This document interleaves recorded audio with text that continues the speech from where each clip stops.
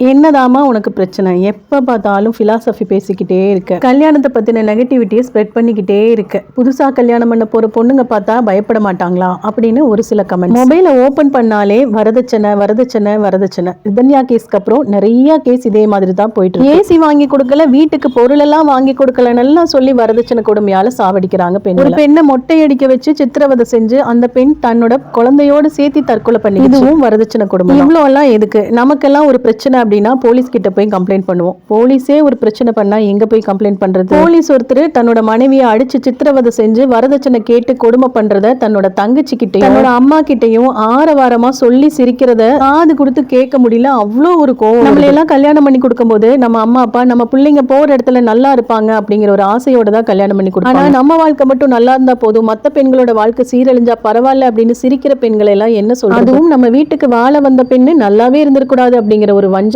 வன்மமும் நிறைய பெண்களுக்கு இருக்கத்தான். அந்த தங்கச்சியும் அந்த அம்மாவும் இன்னும் 4 போட வேண்டியதானே அப்படின்னு எல்லாம் சொல்லி ஏத்தி விடுறத காது கொடுத்து கேட்கவே முடியும். எனக்கு பெண் தான் எதிரின்னு சொல்லுவாங்க. அதை இந்த விஷயத்துல நம்மளால பார்க்க முடியும். போலீஸ்காரனும் வரதட்சணை கொடுமை பண்றான், டாக்டரும் வரதட்சணை கொடுமை பண்றான், வக்கீலும் வரதட்சணை கொடுமை பண்றான், தொழிலதிபரும் வரதட்சணை கேட்டு கொடுமை பண்றான், கோடீஸ்வரனும் வரதட்சணை கேட்டு கொடுமை பண்றான், இல்லாதவனும் வரதட்சணை கேட்டு கொடுமை பண்றான். இதையெல்லாம் பார்த்தா மட்டும் நம்ம பெண்களுக்கு கல்யாணம் பண்ண தோணுமா? நீங்களே ஒரு நியாயத்தை சொல்லுங்க. வரதட்சணை கொடுமை இங்க யாரையும் விட்டு வைக்கிறது இல்ல, எல்லாரோட வாழ்க்கையும் சீரழிக்குது.